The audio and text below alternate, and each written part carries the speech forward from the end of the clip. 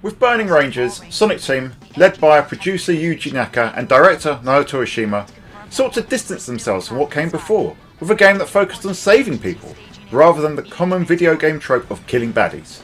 The result is yet another of the most unique games of the generation from the studio, as Sonic Team's futuristic firefighting simulator is like almost nothing else, though not quite as abstract as Nights into Dreams. You play new Burning Rangers team members Sho or Tillis, as they are introduced to the team and embark on their first mission. The unskippable tutorial when you start a new save is probably too long, but it does well in setting the stage and introducing you to the characters such as Big Landman, Lead Phoenix, and team leader Chris Parton. Once in the game proper, Burning Rangers reveals itself to be a 3D action platform game. If you've played the original Sonic Adventure, movement will feel familiar as both games use similar code. Jumping naturally feels different as your character's jetpack proves vital in navigating the huge areas with lots of verticality. There's a lot to get through when we talk about gameplay mechanics. As a firefighter, your objectives are to put out fires, and save civilians. Putting out fires is done with your laser, and doing so in short bursts turns the fire into crystals. These crystals are also scattered around the stages, and they act like Sonic's rings, in that when your character is hit, they drop them and they scatter and can be picked up again. But in addition to acting like an extra hit point, they also allow you to teleport survivors out the stages to safety. While those two objectives are your core responsibility narratively, they are in fact optional. In reality, this is a straight point-to-point action game, as you make your way through the fire-laden stages to the end boss fight before you're able to continue on. As such, you could get through the game while rescuing very few people and tackling hardly any fires, but the game incentivises you to do these things in various ways. You will notice that there's a gauge that measures how intense the fire is. This will only reduce by fighting those fires or by rescuing civilians. At 20% intervals, the fires get more and more intense. Get to 100% and it's game over. Additionally, rescues give you extra credits, allowing you to continue in the event of your character's demise. And finally, and this is my favourite part, your heroic antics earn you fan mail, and this further expands the narrative and the palpable feeling of being a hero. And it's partly this that keeps players coming back again and again.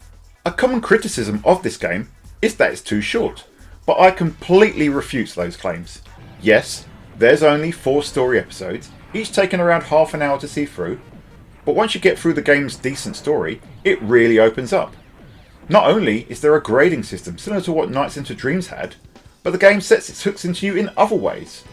Following the initial playthrough, stages are generated using various configurations, which can produce over 3,000 different variations for you to play through. Not only does that change the level layout and therefore your path to the end, but it also changes who you can rescue, which in turn expands the amount of fan mail that you receive. And there's loads of Easter eggs and special characters hidden away in the game. Put simply, there's an astounding amount of content to explore.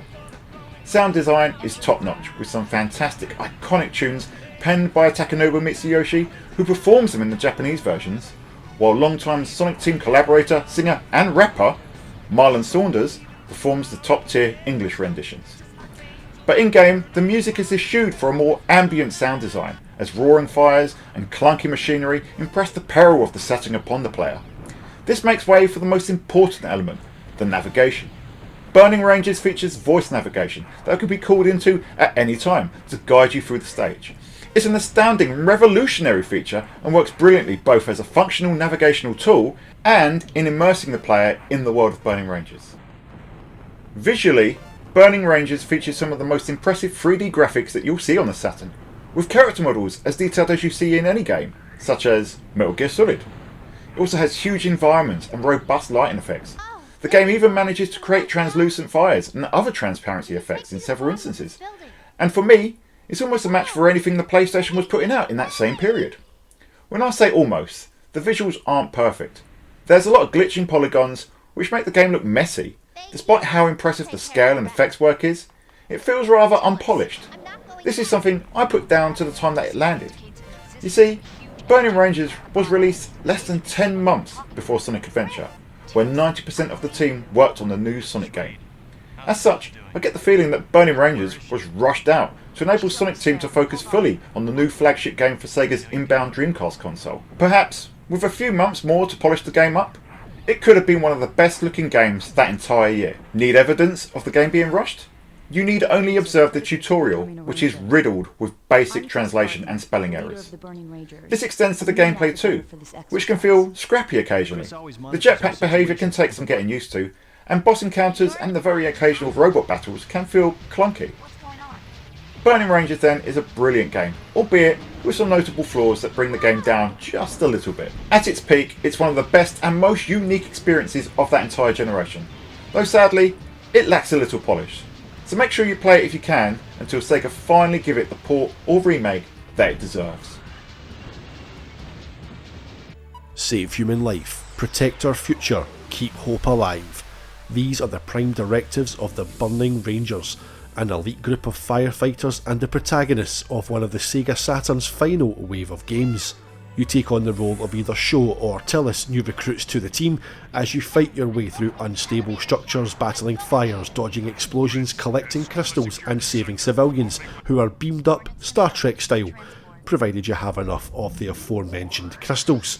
Rangers are equipped with jetpacks to help you reach higher ground or pass gaping holes in the floor caused by fire damage, with aerial techniques activated depending on how many times or for how long you press the jump button.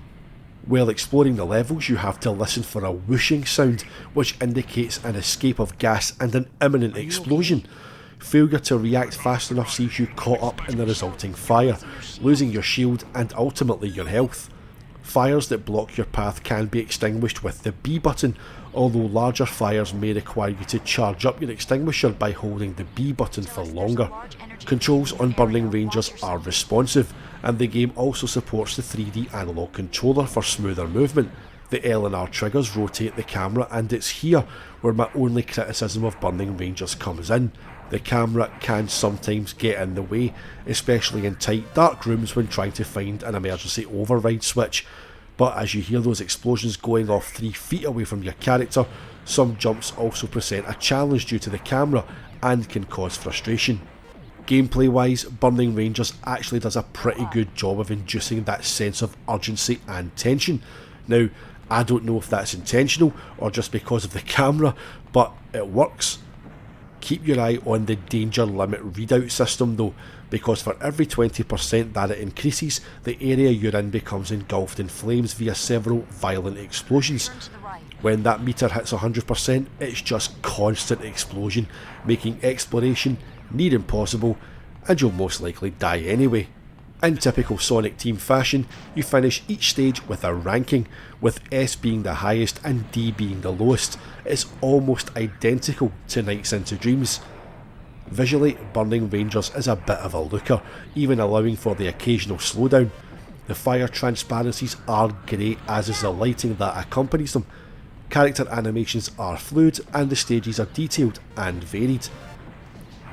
But it's the sound that really sets Burning Rangers apart, and mainly due to its clever use of it. By pressing X or Z you can call for guidance from Navigator Chris, who will read your location before advising you where to go or which door to take.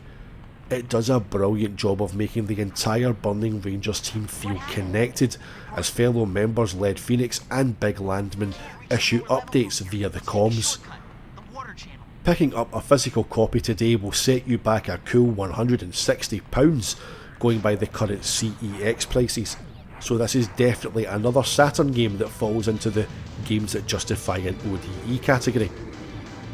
With its charming characters, challenging gameplay and that classic Sega score attack mechanic, this is definitely one worth trying, forming part of a fitting finale to the Sega Saturn's Western releases.